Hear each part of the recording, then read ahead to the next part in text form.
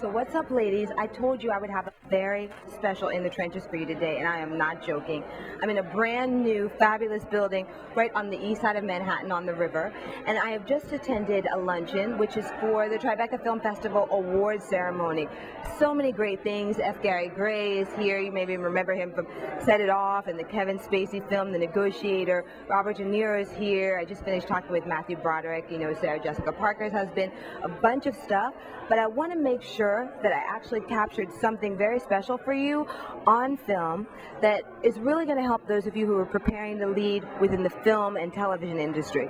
I've got a really, really motivational little talk for you right now from two people who just won an award, and you need to listen up and hear what they have to say. So I'm going to turn it over to them now, and don't forget to join me tomorrow right back here, because you never know where I'm going to be taking you in the trenches and giving you mad information like nobody else does, because it's all about you, and I want to support you. All right, ladies of color, I'm out. Listen to this and watch this now. Okay, so give me both your names and then let me know the name of the film that you won for and the exact name.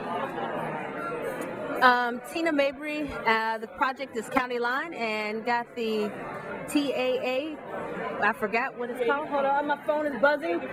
Sorry, my phone got spurred. I'll start over. Tina Mabry, the project is County Line, and the TAA Creative Promise Award.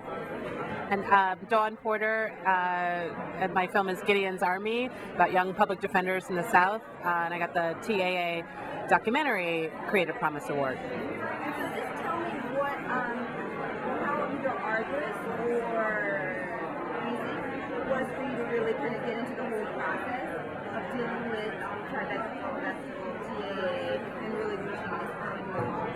Was it challenging? Was it not? I mean, obviously, because I'm speaking to you as women and of color, not an all-day, everyday event, right? And I think we all know that there needs to be greater diversity in terms of gender and race within film.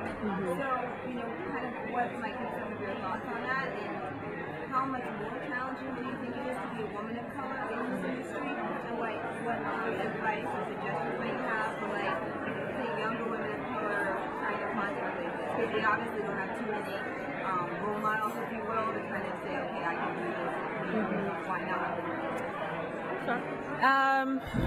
I mean, first of all, the great thing about TAA is that it targets us. It gives us a home. And so when you're at TAA, they make this welcoming place for us to have a space to connect with each other, which is very, very important. I mean, because I kind of feel like it's under the radar. Maybe that's because I'm not a filmmaker myself. Is it kind of hard to, you need to be really digging around, or what? No, I think it's pretty much out there. I mean, if you are an independent filmmaker, I mean, you definitely are looking at kind of the main organizations who are really welcoming to independent filmmakers. So whether that be Sundance, Tribeca, what have you, you really know about it. And so the thing is, it's so competitive to get in. So, I mean, I really feel honored that our project was accepted because there's such a small slot.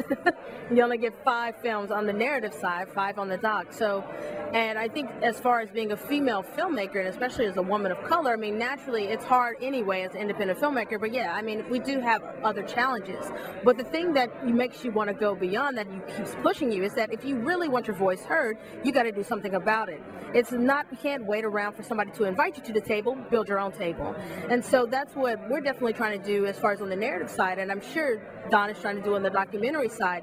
You have to give a voice to stories that you want to tell that aren't there. Don't wait around for another artist to do it, you do it. That's like a really unique source of advice. Like, don't wait around.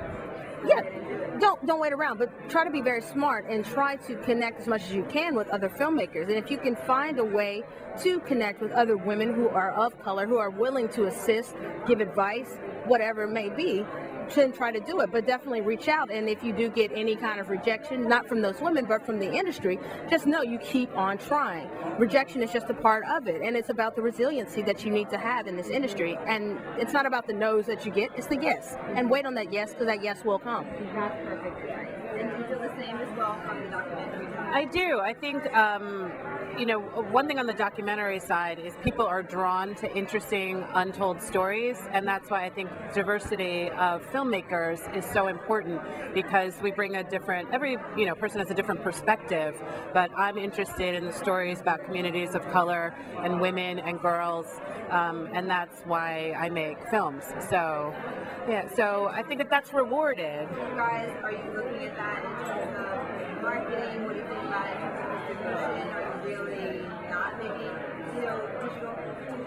But tell me what you can't not be. You have to be a digital person today, and digital media. I think people use buzzwords a lot.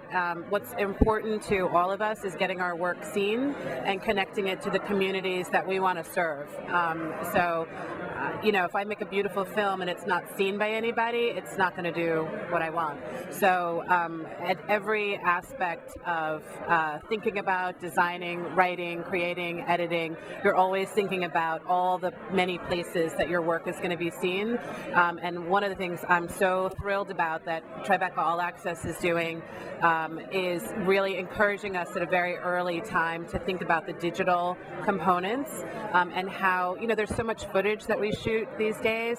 I have a lot of beautiful material that won't be in my film, but it will be online. It will be in the sky's the limit. You can be very creative, and it allows your story to have a much bigger life and to find its audience. And that's really, for us, we're not doing blockbusters. We need to find an audience, and this is one of the gate is open in the digital world, and so we can walk right through that. So. Yeah, definitely. I mean, like I said, you can't leave everything on the cutting room floor, but find a way to maneuver it, as Don said. And I mean, that's one thing I'm definitely getting from the process at TAA about really using every scrap of film that you have and making sure that it is getting out there digitally. And that's the way that you do it, whether you're pairing with organizations to get it on their sites to help with a little bit. But just think a little bit out of the box, because like she said, if no one is seeing your film, then what's the purpose? You have a point that you want to make. You have a goal that you want to set about getting across with your project. But if you don't have the audience, if you don't know how to reach them, then it's really for naught.